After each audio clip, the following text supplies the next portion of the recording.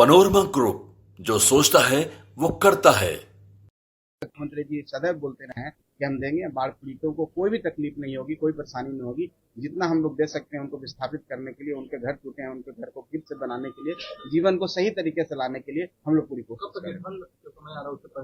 निश्चित तौर पर कल टीम 22 को यहाँ मीटिंग करेगी। 22 के बाद जाकर के अपना मेमोरेंडम केंद्र सरकार को दिया जाएगा। उसके बाद तुरंत हम समझते हैं कि इस महीने के अंत तक हम आशा करते हैं कि सारा जो भी वहाँ से मदद होगा वो आएगी और हम लोग पुनः सब कुछ जहरीली शराब से दर्जनों लोगों की जान गई है, क्या कहेंगे? उसको लेकर भी कोई मुआवजा सरकार देती है? देखिए, जो भी ऐसा हुआ उसकी संवेदना हम व्यक्त करते हैं। और बिहार में देखिए कि पूर्ण शराबबंदी है। इसी कारण से शराबबंदी लागू किया गया था कि जो गरीब तबके के लोग हैं, जो कमजोर तबके के लोग हैं, जिनका पैसा बच्चों को पढ़ाई में जाना चाहिए, स्वास्थ्य में जाना चाहिए, वो पैसा चला जाता है शराब सेवन में। इसलिए माननीय मुख्यमंत्री जी आदरणीय श्री नीतीश कुमार जी ने यहाँ पर शराबबंदी लागू की थी। उन गरीबों के लिए शराबबंदी लागू की थी। लेकिन आप जानते हैं कि समाज में कुछ ऐसे तबके लोग होते हैं, कुछ आदतन अपराधी होते हैं, आदतन उनको कानून का भय नहीं होता। कुछ ऐसे लोग जो सप्लाई चेन चलाते हैं। आप सिवान या गोपालगंज के इलाके में जो बॉर्डरिंग इलाका है यूपी का, वहां से कुछ आया है और शराब जब आता है, गलत चीज आता है तो जहरीली होता है, उससे कारण नुकसान हुआ है। तो हम समझते हैं कि हम लोग की पूरी संवेदना है और पीड़ित परिवारों के प्रति। देखिए, जहां तक मुआवजा की बात है तो ऐसा सच मुआवजा नहीं, लेकिन पिछली बार माननीय मुख्यमंत्री जी ने कुछ लोगों को दिया था। कुछ ऐसे परिवार होते हैं जिनका कमाने वाला एक ही व्यक्ति है और वो चले गया, उनके छोटे छोटे बच्चे हैं, तो सरकार संवेदना रखती है, सरकार उस पर विचार कर सकती है। और ऐसा कुछ होगा तो सरकार इस मुआवजा देने की भी बात कर सकती है। लेकिन एज सच रूल में ऐसा कोई मुआवजा शराब से मृत्यु के कारण नहीं है। लेकिन ये मानवता ग्राउंड पर माननीय मुख्यमंत्री जी की दूरदर्शिता है। माननीय मुख्यमंत्री जी के कारण वो पूरी समीक्षा कर रहे हैं। आपने देखा होगा कि कल मीटिंग, हाई लेवल मीटिंग भी हुई थी। तो माननीय मुख्यमंत्री जी इसके लिए सक्षम है और अपने तरफ से सारा चीज कर रहे हैं। आप लोग निश्चिंत रहिए, बिहार में ऐसे लोग बचेंगे नहीं। कड़ाई से उनके साथ पेश किया जाएगा जो इस तरह के शराब परोसने का काम करते हैं, छोटे हमारे गरीब लोगों को बरगलाने का काम करते हैं, यहाँ के जो वर्क फोर्स है उसको कमजोर करने का काम कर रहे हैं। निश्चित तौर पर उन पर कार्रवाई होगी और आने वाला समय में सप्लाई चेन हम लोग रोक पाएंगे, ये आश्वासन में आपको।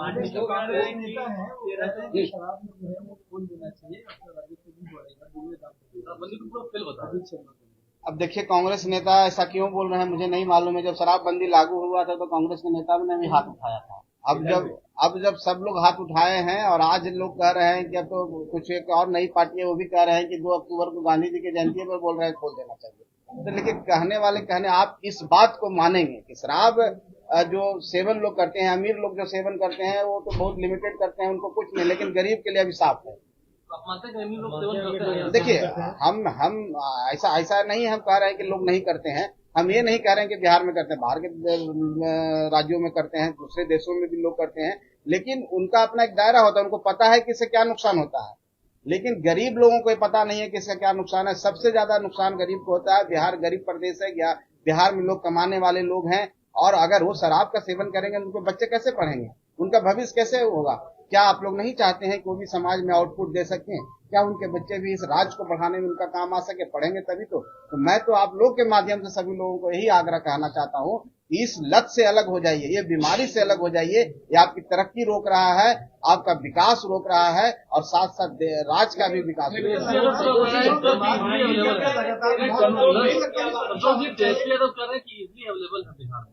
अब तेजस्वी जी को मिल जाता होगा। संतोष जी, मांझी जी कहे थे कि समीक्षा होनी चाहिए इस कानून की, आपको लगता है कि समीक्षा होनी चाहिए शराबबंदी? देखिए, माननीय मुख्यमंत्री जी हमेशा बैठक करते हैं। इसकी समीक्षा का मतलब क्या होता है कि हम अगर कहीं पर कुछ लूप होल है उसको और कड़ाई से पेश करें।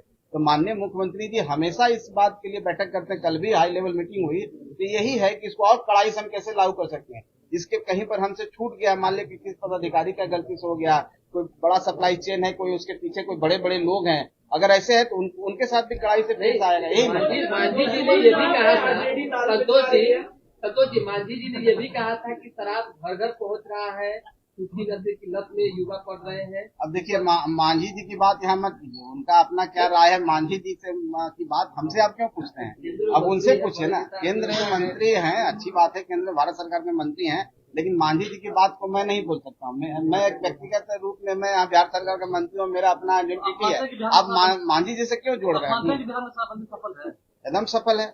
अब जैसे कानून तो देश में बहुत सारा है, कुछ घटनाएं तो होती है, उसी तरह से शराबबंदी में अगर कुछ ऐसी घटनाएं छिटपुट होती है तो उसको ये मान के नहीं चलेंगे कि हाँ शराब परोसा जा रहा है, ये कर रहा है, ऐसे कोई बात घटना नहीं है, ये बहुत बड़ी घटना हुई है। नहीं। निश्चित तौर पर बड़ी घटना है, लेकिन हमने कहा ना कि कोई भी कानून को कड़ाई से लागू करने में कुछ आदतन लोग होते हैं, कुछ पेशेवर लोग होते हैं, उनको आदत ही है, लेकिन ऐसे लोग भी पकड़े जाएंगे और ऐसे लोग को दंडित किया जाएगा। जहरीली शराब का जो नेक्सस है वो लगातार बढ़ते चला जा रहा है, इसको रोकने के लिए कुछ करना चाहिए। सरकार हर स्तर पर प्रयास कर रही है और सरकार उसको रोकने में सफल भी हुई है।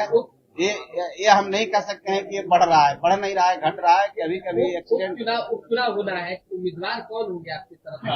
आपके यहाँ ये बता दें। देखिए, आज हमारी पार्टी का पार्लियामेंट्री बोर्ड का बैठक है। हम एक ही उम्मीदवार हमको तय करना है, लेकिन हम डेमोक्रेटिक तरीके से कर रहे हैं और आज सब बैठेंगे, आज विचार होगा, विचार होने के बाद आप सबको बता दिया जाएगा।